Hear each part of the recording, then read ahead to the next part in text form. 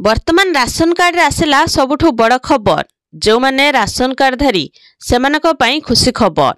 जदि आपण माने राशन कार्ड रे केवाईसी करिथिबे तेबे आपण मानकु मिलिबो 1000 टंका मागणा राशन सहित मासिक 1000 टंका प्रदान करिवे सरकार। तेबे आसंतु देखिबा कोन रहिछि संपूर्ण खबर।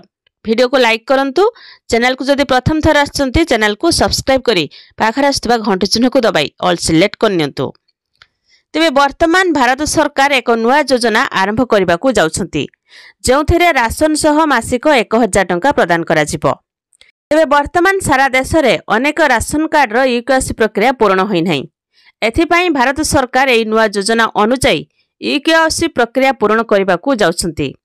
एई ई-केवाईसी प्रक्रिया को जनवरी 31 पर्यंत वृद्धि करछंती। जो माने ए पर्यंत केवाईसी करिनहांती सेमाने तुरंत केवाईसी करिनहंतु, नचेत आपण मानकु आउ राशन मिलिबनी। तेबे सबुठु बड़ कथा हैला जे आर्थिक रूप से दुर्बल थिबा परिवारंकु मासिक 1000 टंका प्रदान करा जिवो। एठारे आर्थिक भावे दुर्बल थिबा परिवारंकु मासिक 1000 टंका दिया जाई सेमानकु आत्मनिर्भरशील करा जिवो। तेबे जो माने केवाईसी करिथिबे सेमानकु ए योजनार लाभ मिलिबो। जो माने ए पर्यंत केवाईसी करिनहांती जनवरी 31 तारिख मध्यरे एही काम करिबाकू कुहा जायछि।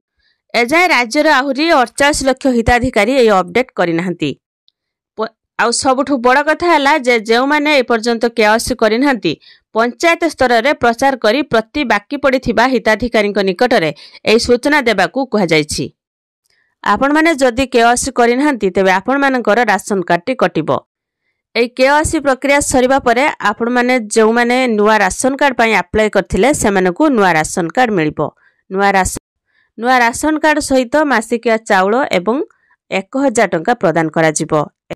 एई 1000 टंका समस्तंको पई उपलब्ध नुहे। जो माने आर्थिक रूप से दुर्बल असंती सेमानकू एई 1000 टंका प्रदान करा जिवो। आउ आपण माने राशन कार्ड रे केवाईसी करछंती कि नाही, केउ जिल्लारू वीडियोटी देखुछंती कमेंट माध्यम रे जणैबे।